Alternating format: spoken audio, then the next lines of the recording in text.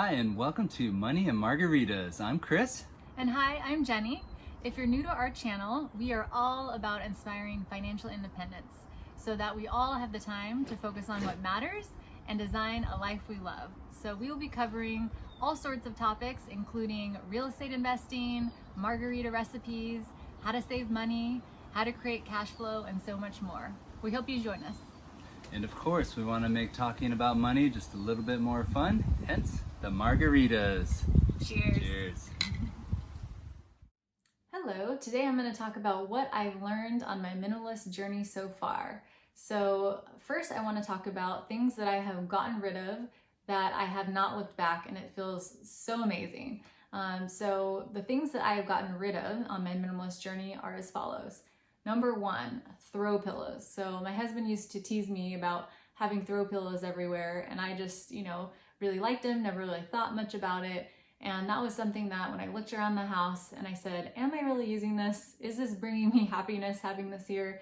The answer was no. And so those, got rid of them, donated them, and it feels so much better because I didn't realize how many times I would walk by and re-straighten the throw pillows, and every time they get knocked down, put them back up. So that's just something that in the house that I got rid of, and I feel lighter. So that's number one. Number two is candles. So I used to have so many candles, so many of them I never used, and it was just literally taking up space that I would have to dust. So instead, I got rid of all the candles and decided on just a diffuser that you just put distilled water in, and you can put a couple of essential oil drops in there if you want to make the room smell nice, and that's it. So don't have to go and dust all the candles, and that's, so much easier. The third thing I got rid of was the coffee table. So in our living room, we used to have a coffee table, and that would just literally be the place where we would just, drop stuff down, and for some reason I could never keep it clean. So we got rid of the coffee table, and what's great about it now is A, I don't miss it. I thought I would miss it. And B, now that there's no coffee table in there, the actual living room is more of a place that is much easier for the kids to play. So we can all be either on the couch or hanging out or building Legos on the carpet and the floor, and there isn't anything kind of blocking the way. So it's a much more conducive space for family time and actually playing an activity or a game together without the coffee table. So surprisingly, getting rid of that was amazing.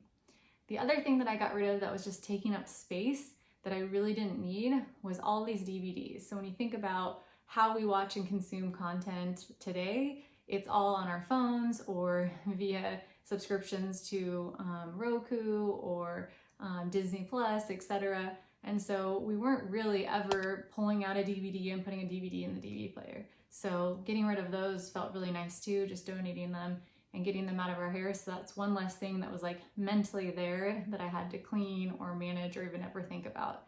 So those are some of the things that I've gotten rid of that actually were really positive. The other thing too is, what did I add? So there's a few things that I added that really helped minimize all of the clutter and paper clutter that was around the house. So one is getting a digital photo frame that's connected to Wi-Fi. So this is amazing. I actually was able to gift one to my mom and also my mother-in-law, I think for Christmas one year. But what's great is you can actually, the one we have is called NixPlay, and I will link it below. But it's connected to Wi-Fi, and you can also share your pictures. So if I have some pictures of the kids that I want to share with their Nana and Grandma, I can just upload them and select their frames, and it'll send to their frames too. So what we've been doing is picking kind of the best photos, and instead of printing them out and trying to put them on the walls, we've been just using the digital photo frame. And that also goes for the kids' artwork. So when my son brings home, a really cute little art project that he did at preschool, we'll put it up for a little bit, and then after a couple weeks we'll actually take a picture of it so that we have it. We'll send it to the digital photo frame, and then he'll see it kind of being played, so he knows that it's there. We've kept the memory, but we don't have to keep every single piece of paper that comes into the house. So that has been awesome and feels really nice to not just be kind of drowning in stacks of paper.